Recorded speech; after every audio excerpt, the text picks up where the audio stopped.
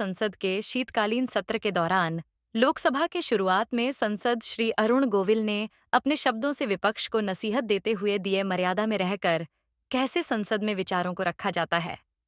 अध्यक्ष महोदय, कि आपने मुझे बोलने का मौका दिया।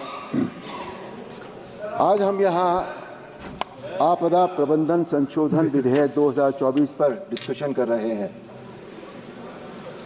अभी अभी हमारे एक माननीय सांसद जी ने कहा, सभी ने प्राकृतिक आपदाओं की बात की, तो उन्होंने कहा कि आपदाएं प्राकृतिक नहीं होती, मैन मेड भी होती हैं। वक्ताओं की सूची बहुत है, इसलिए कृपया अपनी बातों को 5 मिनट में आप करें। जी सर, 5 मिनट में कह दूंगा बिल्कुल। उन्होंने कहा कि मैन मेड भी होती हैं आपदाएं।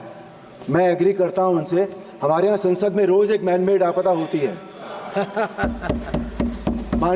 कुछ माननीय सांसद जैसे ही लोकसभा चलती है वो चिल्लाना शुरू करते हैं, नारे लगाते हैं, वैल में उतर आते हैं, दूसरे सांसदों पर पर्सनल टीका टिप्पणी करते हैं, नारी शक्ति का अपमान करते हैं। ये आपदा नहीं है सर, मेरे लिए ये बहुत बड़ी आपदा है। आपदा वो होती है जिसमें नुकसान होता है, संसद की गरिमा का नुकसान होता है, पैसों का नुकसान होता है, समय का नुकसान होता है। जो लोग देखने आते हैं, मुझे बहुत सारे लोग मिले, बोले हम कभी संसद में नहीं जाएंगे। अब ये आपदा है। अध्यक्ष महोदय, आपसे मेरा निवेदन है, आग्रह, अनुरोध है, अगर इसका कोई परमानेंट सोल्यूशन आप निकाल दें तो मैं बहुत आभारी रहूंगा आपके लिए। मैं यहाँ बहुत नया आया हूँ, कुछ ही महीने हुए हैं, मैं अभी भी इस सब को डाइजेस्ट नहीं कर पा रहा हूं। अच्छी चर्चा होती है संसद में और आप अच्छी चर्चा में भाग ले रहे हैं, इसलिए पूरा देश इस बात को महसूस करता है। धन्यवाद। आपदाओं का जो इतिहास है वो पुराना नहीं है। हमारे यहाँ पहले प्लेग होता था अंग्रेज़ों के ज़माने में, पर उस समय राहत का कोई कंसेप्ट नहीं था, मैनेजमेंट का कोई कंसेप्ट नहीं था। पहली बार भारत में 2004 में आई विनाशकारी सुनामी के बाद आपदा प्रबंधन 2005 लागू किया गया। हालांकि इस तरह के कानून का विचार 1999 में उड़ीसा में आए सुपर साइक्लोन के बाद से चल रहा था।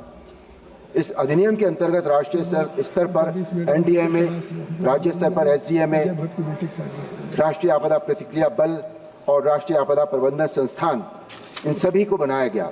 इस अधिनियम के बाद 2009 में राष्ट्रीय आपदा प्रबंधन नीति और वर्ष 2016 में राष्ट्रीय आपदा प्रबंधन योजना बनाई गई। प्रधानमंत्री आदरणीय श्री नरेंद्र मोदी जी के नेतृत्व में केंद्र सरकार ने प्राकृतिक आपदाओं को रोकने के लिए क्षेत्र में जितना महान काम किया है, ये इस बात से स्पष्ट है कि 1999 में उड़ीसा में आए भयानक तूफान में जहां 10,000 लोग मर गए थे, वहीं 2021 में उड़ीसा में ही आए यास नाम के तूफान में, जहां तूफान की रफ्तार 165 किलोमीटर के लगभग थी, वहां सरकार, NDRF, SDRF, प्रशासन तथा सिस्टम सभी के सब अलर्ट मोड में थे। संपत्ति का नुकसान तो हुआ, लेकिन मृत्यु केवल 2 लोगों की हुई। यदि आदरणीय प्रधानमंत्री मोदी जी की सरकार न होती तो हम ये सोचकर सिहर जाते हैं यास तूफान से 2021 में कितनी भीषण जनहानि होती। NDRF द्वारा आपदा राहत का एक उत्तम उदाहरण पिछले साल उत्तरकाशी जिले की सिलक्यारा सुरंग में 41 श्रमिकों के फंसने के बाद किया गया राहत कार्य है। पूरा देश भगवान से प्रार्थना कर रहा था कि श्रमिकों की जान बच जाए, लेकिन उम्मीद ना के बराबर थी। लेकिन आदरणीय प्रधानमंत्री जी ने पूरे बचाव राहत कार्य पर स्वयं निगाह रखी तथा एक असंभव राहत कार्य को अंजाम देते हुए 41 श्रमिकों की जान बचाई गई। सिलक्यारा सुरंग राहत कार्य से पूरी दुनिया हैरान हो गई थी और इससे हमारे आदरणीय प्रधानमंत्री जी की संवेदनशीलता का भी पता लगता है। आदरणीय प्रधानमंत्री जी की संवेदनशीलता तथा भारत के आज तक के सबसे लोकप्रिय गृह मंत्री आदरणीय श्री अमित शाह जी के नेतृत्व में आपदाओं की गंभीरता को महसूस करते हुए 1 अगस्त 2024 को लोकसभा में आपदा प्रबंधन संशोधन बिल प्रस्तुत किया गया। इस बिल के अनुसार आपदा प्रबंधन संशोधन अधिनियम 2005 के संस्थागत तत्व पर विशेष ध्यान देने तथा साथ ही उसके लागू किए जाने की प्रक्रिया पर लगातार निगरानी पर बल दिया गया है। इसके लगभग 2 दशक बाद इस पूरे सिस्टम की समीक्षा करने की आवश्यकता महसूस की गई।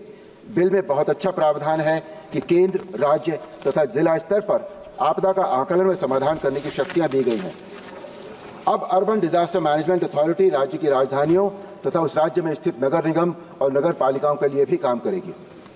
लोकल एडमिनिस्ट्रेशंस और ऑफिसर्स के साथ जोड़ने से मैनेजमेंट बेहतर होगा, ज़्यादा ऑर्गेनाइज होगा, because they know the place and it's ins and outs and it's problems. ये विधेयक राज्य सरकारों को स्थानीय प्रतिक्रिया क्षमताओं को बढ़ाने के लिए परिभाषित कामों तथा सर्विस कंडीशन के साथ राज्य आपदा प्रतिक्रिया बनाने का अधिकार देता है। इस बिल की एक बहुत अच्छी बात यह है कि सभी मौजूदा समितियों जैसे राष्ट्रीय संकट प्रबंधन समिति और उच्च स्तरीय समिति को वैधानिक दर्जा दिया जा रहा है। एनडीएमए के आपदा मित्र, आपदा सखी जैसी स्कीम्स बहुत ही उपयोगी साबित हो रही हैं। माननीय प्रधानमंत्री श्री नरेंद्र मोदी जी के शब्दों में आपदा मित्र के रूप में युवा जिम्मेदारियां उठा रहे हैं। जहां कोई आपदा आती है तो लोग पीड़ित नहीं रहते, वो वॉलंटियर्स आपदा का मुकाबला करते हैं।